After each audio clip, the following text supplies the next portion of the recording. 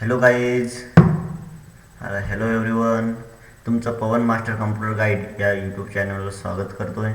आणि आज आपण अतिमहत्त्वाचे प्रश्न सोडवणार एक्सेलचे, आणि जे नक्कीच तुम्हाला एक्झाममध्ये म्हणजे परीक्षेमध्ये तुम्हाला येतील या उद्देशाने मी बनवून राहिले आहे. ठीक आहे, तर लक्षात घ्या, अतिमहत्त्वाचे आहेत तर काळजीपूर्वक लक्ष द्या. इथं बघा, इथं मी सुरुवात करतो. दिलेली वर्कशीट पेज ब्रेक प्रिव्ह्यूमध्ये दाखवा.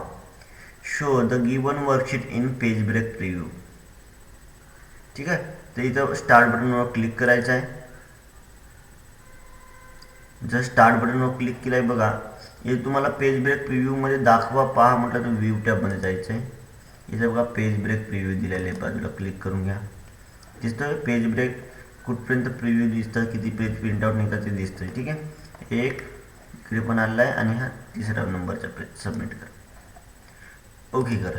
पुढं योग्य फॉर्म्युलाचा वापर करून सेल रेंज H3 H12 मध्ये प्रत्येक बाबीची पर्टिक्युलर स्टॉक क्वांटिटी कॅल्क्युलेट करा. आता बघा, use appropriate formula to calculate stock quantity for each particular in the cell range H3 H12.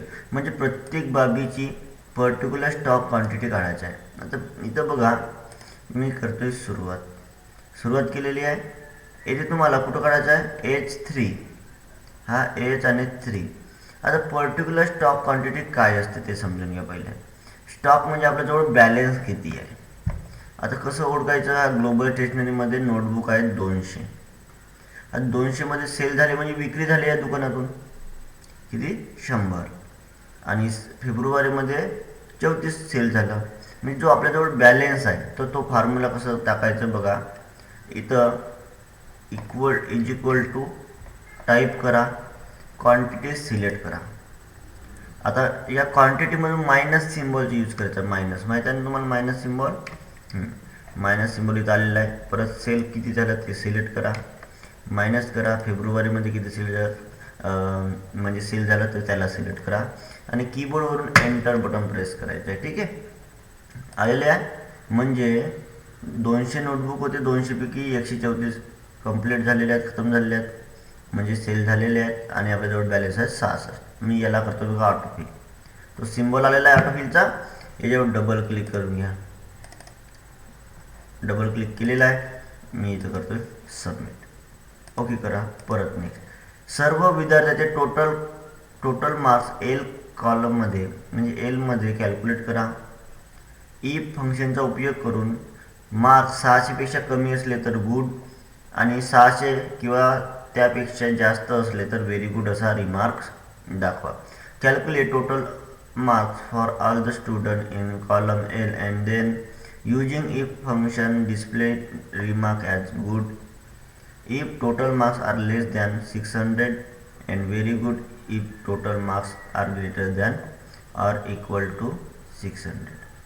बघा, मी करतोय सुरुवात. आपल्याला पहिले टोटल मार्क कॅल्क्युलेट करायचं. इथं सिलेक्ट करा, ऑटोसममध्ये जायचं आहे, मोर फंक्शन टोटल कॅल्क्युलेट करायचं आहे ना, ऑटोसममध्ये सम घ्यायचं आहे. ऑटोसममध्ये काय घ्यायचं आहे, सम. याला सिलेक्ट करून घ्या, जेवढं मार्क सब्जेक्ट आहे तेवढं एंटर करा. त्याच्यानंतर या कॉलममध्ये डबल टॅप केलं तर ते ऑटोमॅटिकली फिल होऊन जातो. रिमार्क काढताना बघा, ऑटोसम फंक्शनमध्ये जायचं आहे, मोर फंक्शन. त्याच्यानंतर घ्यायचं, सिलेक्ट करायचं फंक्शन इफ. ओके करायचं आहे. या ठिकाणी लॉजिकल टेस्ट आहे. लॉजिकल टेस्ट बघा, डायरेक्ट टोटल मार्क्स सिलेक्ट करा. लेस दॅन सिम्बॉल बघा, लेस दॅन डाव्या बाजूने तुम्हाला दिसतोय. ठीक आहे, कितीपेक्षा कमी असले तर 600. इथं द्यायचं आहे गुड लिहिताना जी कॅपिटल आहे तर जी कॅपिटल झाला पाहिजे, प्रश्नात जसं आहे तसं. आणि जर नसतील कमी तर मग व्हेरी गुड द्यायचं आहे.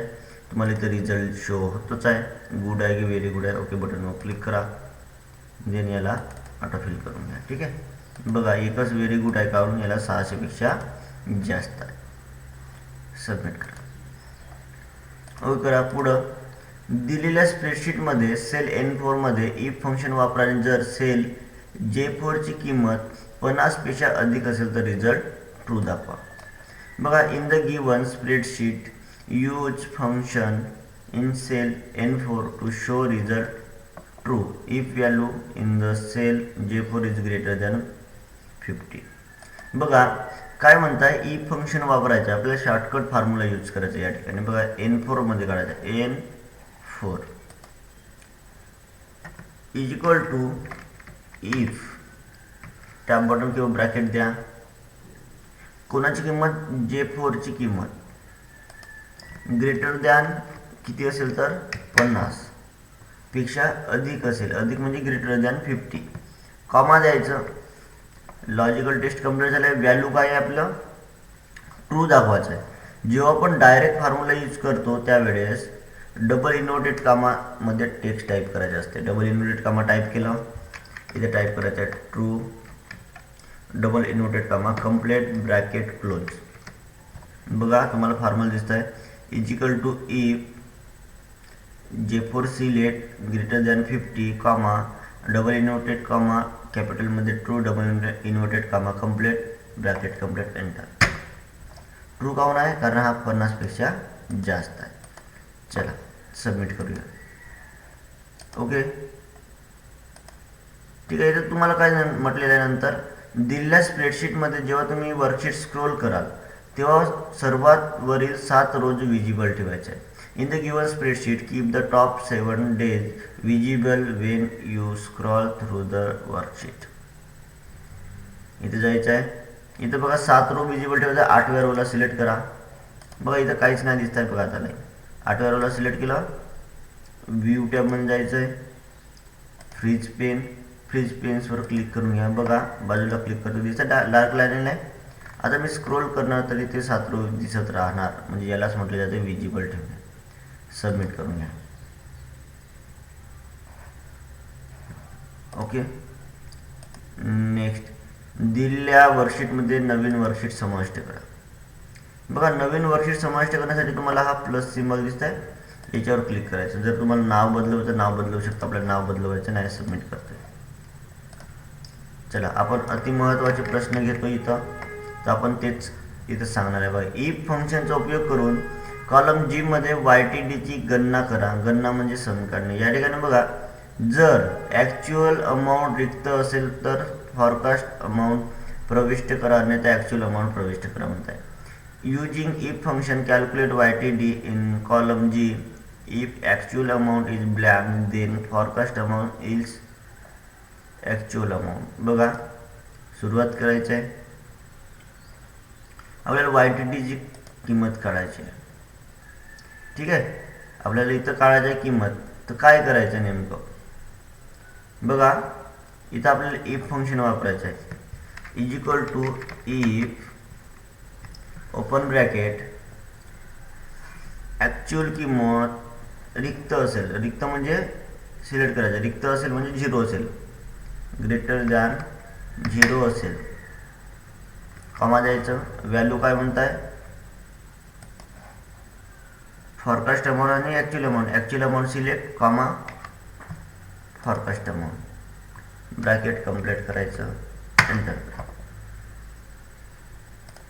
बघा तुम्हाला इथं फॉर्म्युला पण दिसतो. इथं इज इक्वल टू इफ नंतर F5 सिलेक्ट केलं, ॲक्च्युअल अमाऊंट ग्रेटर दॅन 0 केलं, त्याच्यानंतर F5 सिलेक्ट केलं, कॉमा दिलं आणि आपण व्हॅल्यू काढलेली आहे. याला ऑटो फिल पण करून घेतलं. आता सबमिट करून घ्या. तर अशा प्रकारे अतिमहत्त्वाचे तुम्हाला एक्सेलचे प्रश्न इथं मी सांगण्याचा प्रयत्न केलेला आहे. तर अशाच प्रकारे तुम्ही हे क्वेश्चन तुम्ही चांगले सॉल्व करा. लक्षात ठेवा थोडं, ठीक आहे. आणि नक्कीच तुम्हाला हे परीक्षेमध्ये येण्याचे चान्सेस असतात. तर आपल्या यूट्यूब चॅनलला नक्कीच लाईक करा, कमेंट करा आणि बेल आयकॉननं क्लिक करायचं विसरू नका. ठीक आहे मित्रांनो, चला तर बाय बाय.